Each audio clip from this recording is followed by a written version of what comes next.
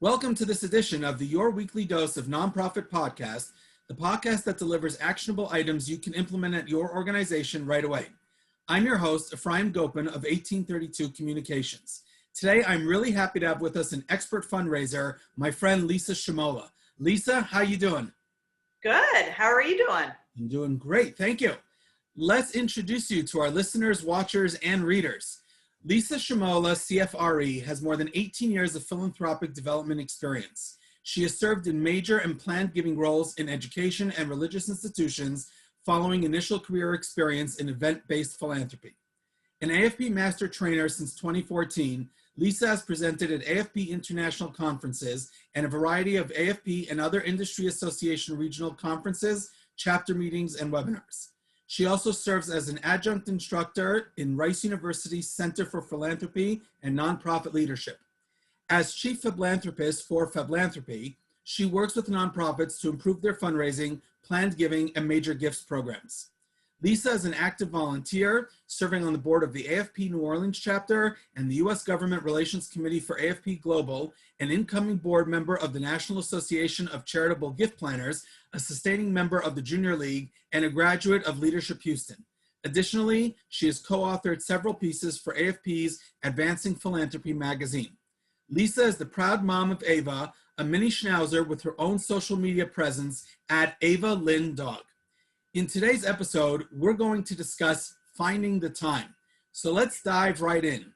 Lisa, as a fundraiser, you're extremely busy and probably wearing multiple hats. So where should you concentrate more time? Acquisition, freshening the pipeline, or retention, cultivating and stewarding current donors? Well, it truly depends where your organization is in its life cycle or where your portfolio is that you're managing for an organization. I would say if you're a younger organization, you're likely spending so much more time on acquisition. You need to build that base of support. But if you're in a more well-established organization, you might be spending more of your day-to-day on retention. Or let's even take something in between the two. You're in an organization that's been around for a while, but maybe you have a new project, a new territory that you're traveling to work with donors. So again, you may be settling more on acquisition in your day-to-day work. What's important to remember, no matter where you are in this process, you have to make time for retention, even among the acquisition. It takes so much more effort to convert prospects to donors. If you do all that work and you just ignore the donors later after they've made the gift, then truly, what is your point? Absolutely. So follow up to that, the sector retention rate is about 40%. And we know, as you mentioned, acquisition costs are higher than retention. So why is the sector so bad at retaining current donors? Well, part of the challenge is in some organizations, the focus is so strongly on numbers and not on the relationships, which is unfortunate.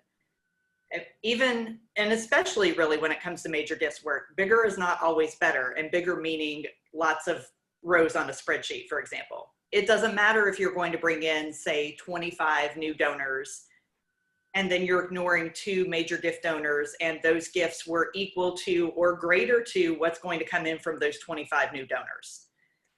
But I have to say, and just being in a variety of organizations and visiting with colleagues, a lot of times leadership in the philanthropic sector is so focused on making reports looking shiny.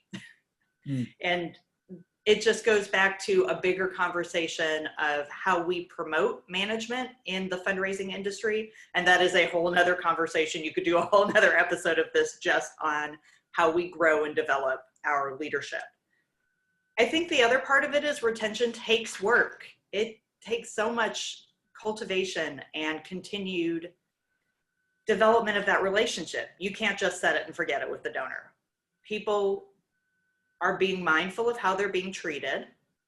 If you don't properly cultivate and steward those donorships and continue to put in that relationship work, they're not going to continue to give. And it may feel really exciting when you're starting out and you're in the acquisition prospect, you're courting the prospect, and it's exciting, right? It's someone new and they're fascinated and let's get them involved. But if you don't continue investing to keep them excited, then the donors aren't going to want to keep investing. So it's an ongoing challenge. And I think that we as professionals have to make a greater focus on the retention and the continuation of a long relationship. Excellent. So today's actionable item. Please tell us 3 things fundraisers must do as part of their cultivation and stewarding efforts for current donors. First, it's finding a way to keep a track of the contact with your donors and prospects. So whether that's your organization has a CRM, a client relationship management system, all you have to access is an Excel spreadsheet. Just knowing simple things like when the last time was that you contacted a donor, when is your next outreach planned, what is that outreach surrounding? If they haven't replied to you by a certain date, what will you do and how will you follow up? Making sure that you have a solid system in place and one that works for you is important. So then next, that means you have to build an action plan to manage your relationships. So as you get to learn your various donors, what motivates them to give? What will motivate them to continue giving? What are things that they want to know about in your organization or in your community in general that you can find ways to continue to develop that relationship? What kind of impact are they wanting to see in your organization and how do they want to hear about that? And also, what kind of recognition is appropriate to continue cultivating that relationship? And finally, within your organization, I would encourage you to be less territorial. And I think we see this a lot more in the larger organizations with development staffs of 100 plus than maybe the smaller organizations. But even in a small organization, among program and development staff, you can see people get very defensive about their contacts. But to really and truly develop a wonderful relationship for your organization, it's your responsibility to make sure that the donor has various connections. It will deepen the relationship. And that doesn't even have to just be within the development team. Have them meet different people that are working on the program side. Have them meet the beneficiaries of your work. Because the time is going to come that we're all going to move on from our organizations in some way, shape, or form, whether it's to take a new position, to go out on our own, to retire. So you have to think about the life cycle of that relationship, and that belongs to the organization. And you don't want the donor to stop giving simply because you've left. Excellent. When you worked for Tulane University, you were flying all over the East Coast to meet current and prospective donors. As a traveling development officer, what work model did you adopt to be able to juggle everything and make sure you were hitting your goals? Well, I have to say that traveling on a regular basis to see donors and prospects in person gave me a great respect for planning your work and working your plan. Pretty much like a lot of organizations, we had an expectation. There was a certain amount of donor visits to have per day when we were on a trip to justify staying overnight and paying for the travel.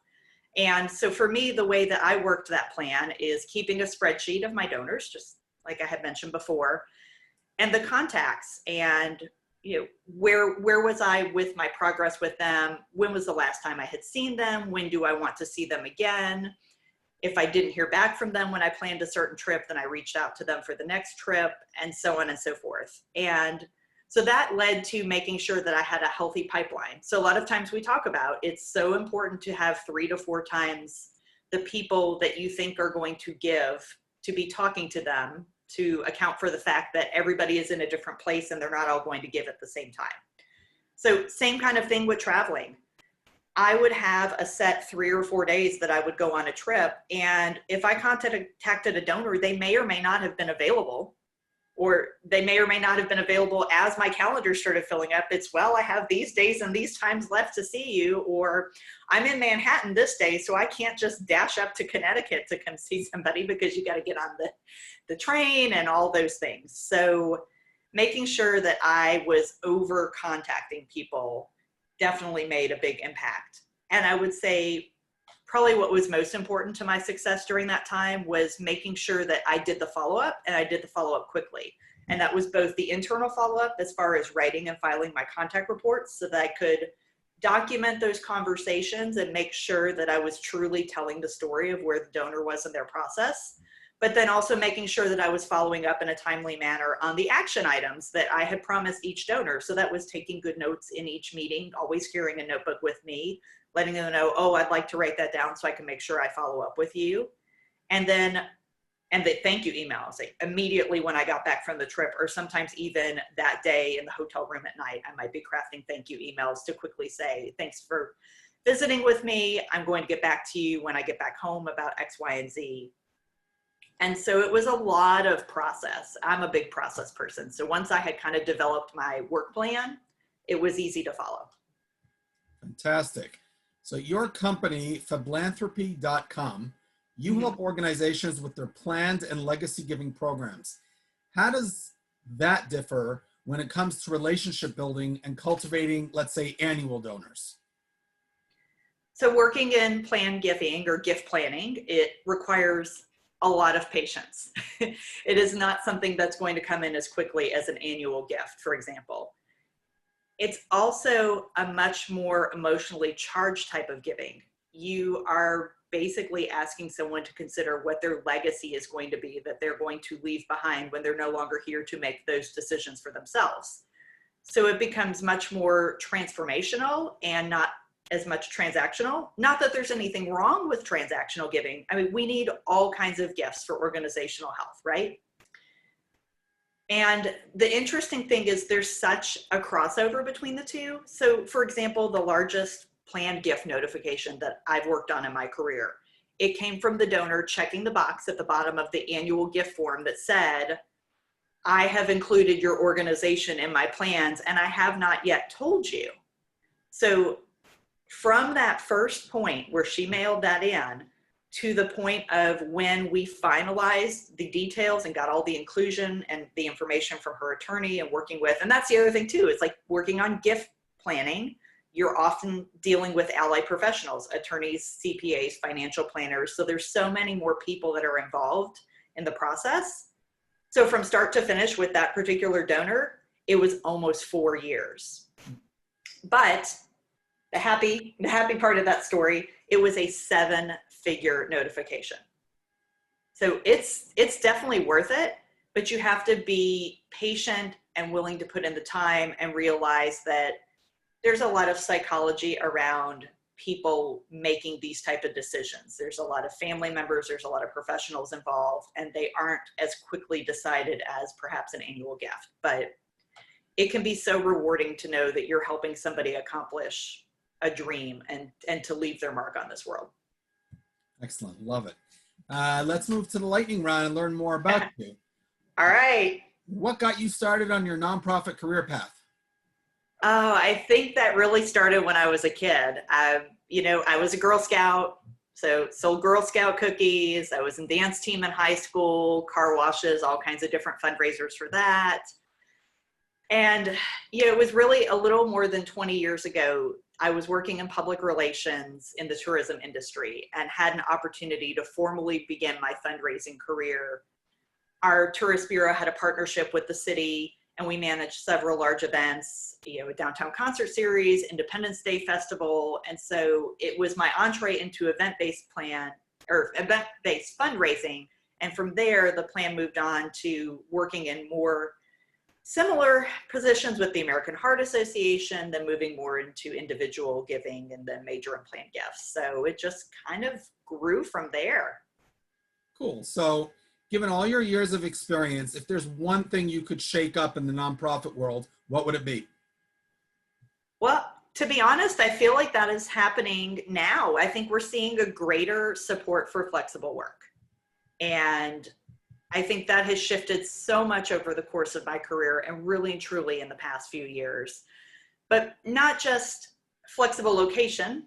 I now have the great gift to be able to work from my home and to work with people all over the country and potentially all over the world, but also in hours, and just realizing that philanthropic development is not a 9-to-5 world. I think really when I was a traveling gift officer, I had the best taste of that. You'd have long days of travel and you would work 12, 14, 15-hour days. And then when you would come back, it was we knew you weren't going to be in the office for a full day. We knew you were going to kind of take some reentry time. I mean, you'd have like a 3-4 hour flight across the country. And so being able to balance that and to get that recharge was awesome. And I think also being able to just learn to work remotely, working in hotel rooms or coffee shops or between offices, and even, you know, from home when needed. And I remember that this kind of ties back to listening to a conference presentation from Penelope Burke years ago that said, we need to treat fundraisers like the adults that we are. We need to empower them to get their job done. And if that means being understanding of the fact that there's an errand to be run during the week that has to be done during business hours, or there's a family commitment, or someone is ill and not feeling well, then you need to honor that, because if we don't trust each other to be adults and do the work, then it's going to get in the way of being there for the donors. And I mean, certainly donors don't operate on a 9-to-5 schedule, so why would we? Absolutely. Tell us, why is your company named Fablanthropy? So to have a little fun with it, the tagline is the intersection between fabulous and philanthropy. And the concept started as a blog about 5 years ago. And I really wanted to share with the world that philanthropy is amazing and it can be fun and it should feel that way. So why not celebrate the fabulous and what's being done both on the donor and the professional side? And so it went from that blog to starting to share that mantra through workshops and seminars. And now I have taken the full leap into directly working with organizations as well as nonprofit professionals to coach them to have fabulous philanthropic impact in their community. Love it. Tell me something. Houston and New Orleans, which one do you like better? Now, come on, that is a trick question. There is going to be a group of friends and colleagues that are listening or watching and are not going to be happy with whatever answer I give if I solidly chose one. So I consider Houston home, so to say, because most of my family still lives there. I've lived there the longest in my life, even though I have moved around a bit. And a lot of my career, I spent 12 years of my career there. So much career development and opportunity happened during my days in Houston. But I'm in New Orleans now, and New Orleans has always had a special place in my heart. It was actually the first place growing up that my dad's career transferred us to the greater New Orleans area, and we lived here for a few years. And, you know, there's just a sense of culture and community here that you can't beat. And I always dreamed that the goal would be to retire here. But over time, my connections kept growing so strongly that I took a leap of faith and I moved here 3 years ago to take that job with Tulane. And I have to say it was the best decision of my life. We work hard, we play hard. It's the happiest I've been in a long time. And it's allowed me to really go after and pursue some dreams. Awesome. Speaking of New Orleans, you're part of a dance troupe down in NOLA. How did you get started in that? And what's your best Mardi Gras story?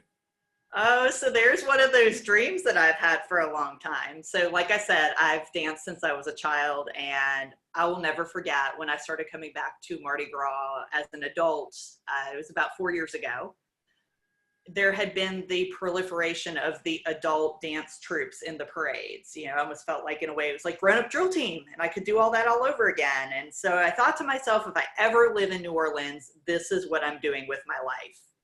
So flash forward 3 years later, every dance group has a support group that, you know, walks alongside the groups and keeps the crowd back and pushes the beads that are on the ground out of the way. And so I did that in 2019, had an opportunity to help with the troupe that I'm now a member of, which is the Mofaladas. Actually, got my little water cup right here for those of you that are viewing. So those of you that are listening, our theme is 50s diner waitresses. We dance to all the great R&B songs of that area, especially New Orleans artists. So think Fats Domino, Irma Thomas, and we have a lot of sassy fun doing it. We even have trays that we use, little pizza trays for some of our routines.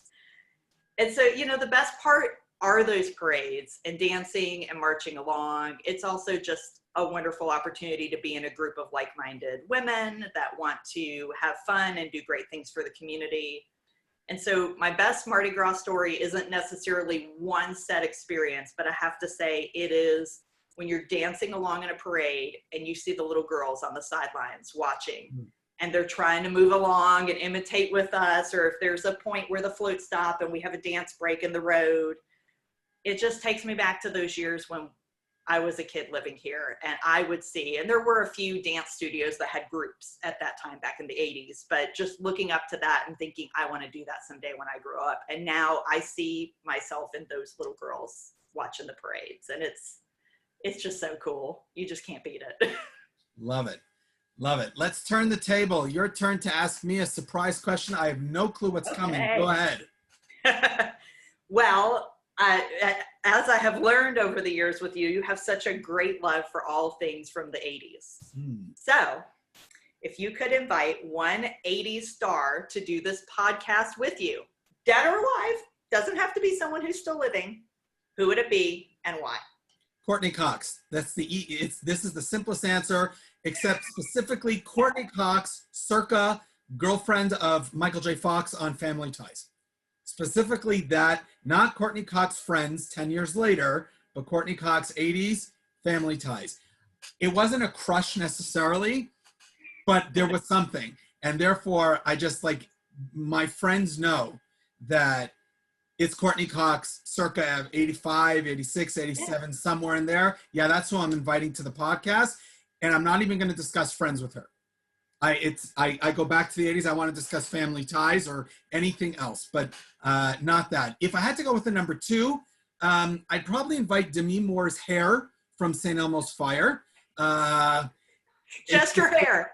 It's fabulous. Just her hair. It's fabulous. It's just, I saw the movie, but I rewatched it about a year ago, and she definitely stands the test of time. The movie does also, but her hair. I love big 80s hair, and she just had it. So yeah, I'd invite her hair to the podcast and do an entire episode with the hair. No problem. I'm happy to do that. I mean, why not? You know that they still sell Aquanet, right? Speaking of the great 80s hair. Yes. You can still buy it. That is actually what I use to keep my parade hairdo, because we also do fabulous victory rolls and all kinds of old-timey hairdos when we dance. So that's cool. It does still exist. The 80s are still alive. The 80s are still alive. Fantastic. Lisa, thank you very, very much for appearing on the podcast today.